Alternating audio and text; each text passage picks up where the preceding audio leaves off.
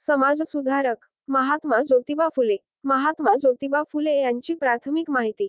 महात्मा ज्योतिबा फुले यांचे पूर्ण नाव ज्योतिराव गोविंदराव फुले. यांचा जन्म 11 एप्रिल 1827 रोजी पुणे येथे झाला. ज्योतिबांच्या वडिलांचे नाव गोविंदराव आणि आईचे नाव चिमणाबाई होते. ज्योतिबांचे आजोबा शेरीबा गोऱ्हे माधवराव पेशव्यांच्या दरबारात सजावटीचे कामकाज करत असत. यावर पेशव्यांनी त्यांना 35 एकर जमीन फुलांच्या व्यवसायासाठी दिली होती. यानंतर फुलांच्या व्यवसायामुळे गोऱ्हे घराण्याला फुले म्हणून ओळखले जाऊ लागले. आजोबांच्या मृत्यूनंतर ज्योतिबांचे काका राणोजींनी सदरील 35 एकर जमीन हडप केली. यामुळे नंतर ज्योतिबांचे वडील गोविंदराव हे भाजीपाल्यांचा व्यवसाय करू लागले. त्यांचे मूळ गाव कटगुण तालुका खटाव जिल्हा सातारा हे होते. महात्मा फुले हे मराठी लेखक, विचारवंत आणि समाजसुधारक होते. त्यांनी सत्यशोधक समाज नावाची संस्था स्थापन केली. शेतकरी आणि बहुजन समाजांच्या समस्यांना केंद्रस्थानी ठेवून पुरोगामी विचारांची मांडणी केली आणि महाराष्ट्रातील स्त्री शिक्षणाची मुहूर्तमेढ रोवली. जनतेने मुंबईतील सभेत 1888 मध्ये त्यांना महात्मा ही उपाधी बहाल केली होती. महात्मा फुलेंवर थॉमस पेन यांच्या the right of man, justice and humanity, common sense, the age of reason या पुस्तकाचा प्रभाव होता.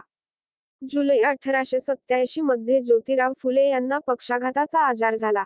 28 नोव्हेंबर 1890 रोजी महात्मा फुलेंचे मध्यरात्री 2 वाजता पुणे येथे वयाच्या 63व्या वर्षी निधन झाले. अंत्ययात्रेच्या वेळी जो टिटवे धरतो त्याला वारसा हक्क मिळत असल्याने ज्योतिरावाचे पुतणे आडवे आले आणि ज्योतिरावांचा दत्तक पुत्र यशवंतरावांना विरोध करू लागले. त्यावेळेस सावित्रीबाई धैर्याने पुढे आल्या व स्वतः टिटवे धरले. अंत्ययात्रेच्या अग्रभागी चालल्या आणि स्वतःच्या हाताने ज्योतिरावांच्या पार्थिवाला अग्नी दिला. यशवंतराव हा विधवेचा मुलगा असल्याने त्याला कोणीही मुलगी द्यायला तयार नव्हते.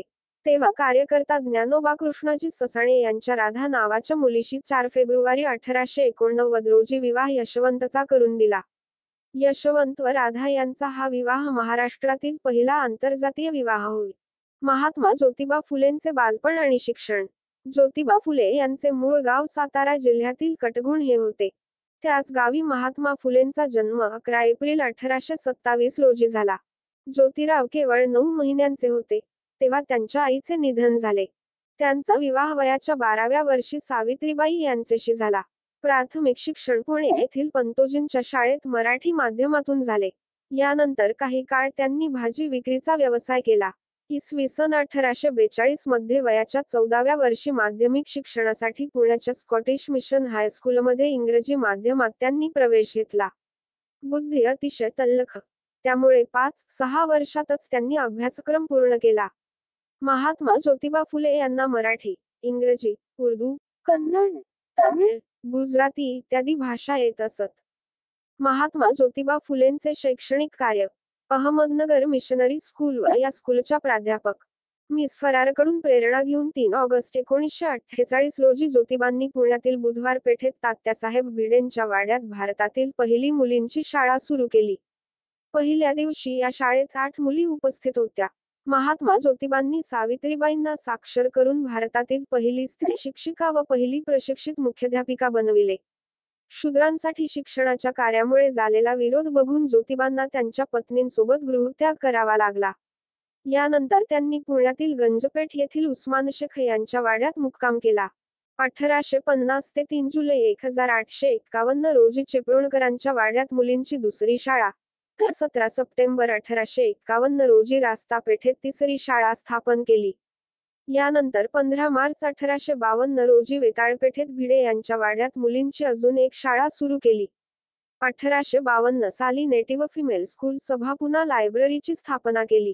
19 मे 1852 रोजी महात्मा फुलेंनी वेताळपेठेत अस्पृश्यांसाठी भारतातील पहिली शाळा सुरू करून धुराजी चांभार व गणशिवाजी मांग हे दलित शिक्षक अध्यापनासाठी नेमले. यावेळी त्यांचे सहकारी सदाशिव गोवंडे, सखाराम परांजपे, विठ्ठल वाळवेकर, वामन प्रभाकर भावे, विनायक भांडारकर यांनी त्यांना मोलाची मदत केली. शैक्षणिक क्षेत्रातील महत्त्वपूर्ण कार्याबद्दल पुणे महाविद्यालयाचे, सध्याचे डेक्कन कॉलेज प्राध्यापक मेजर थॉमस कँडी यांच्या अध्यक्षतेखाली पुण्याच्या विश्रामबाग वाड्यात सरकारी विद्या खात्याकडून ज्योतिबांचा जाहीर सत्कार करण्यात आला होता. महात्मा ज्योतिबा फुले यांनी आपल्या काही मित्रांना सोबत घेऊन सप्टेंबर 1853 मध्ये महार मागादी लोकांना शिकविण्यासाठी मंडळी नामक संस्था स्थापन केली. तर 1955 मध्ये प्रौढांसाठी देशातील पहिली रात्रशाळा त्यांनी स्थापन केली. 1882 साली भारतातील शिक्षणविषयक स्थापन करण्यात आलेल्या हंटर कमिशनसमोर फुलेंनी साक्ष देऊन 12 वर्षांखालील मुलामुलींना प्राथमिक शिक्षण मोफत व सक्तीचे करावे, शिक्षक प्रशिक्षित असावे, शिक्षक बहुजनातीलही असावे, जीवनोपयोगी व्यवहारी शिक्षण द्यावे, आदिवासी जाती जमातींना शिक्षणात प्राधान्य, शेतीचे व तांत्रिक शिक्षण द्यावे, वसूल केलेल्या शेतसाऱ्याची रक्कम ही शेतकऱ्यांच्या शिक्षणावर खर्च करावी, महाविद्यालय शिक्षण जीवनातील गरजा भागविणारे असावे अशा महत्त्वपूर्ण मागण्या केल्या. प्राथमिक शिक्षण मोफत, सार्वजनिक व सक्तीचे केले जावे अशी मागणी करणारे महात्मा ज्योतिबा फुले हे आशिया खंडातील पहिले शिक्षण तज्ज्ञ होते. महात्मा ज्योतिबा फुले यांच्या सामाजिक सुधारणा. 1895 साली फुलेंनी वयाच्या 28व्या वर्षी पुण्यात तृतीय रत्न हे पहिले नाटक लिहिले.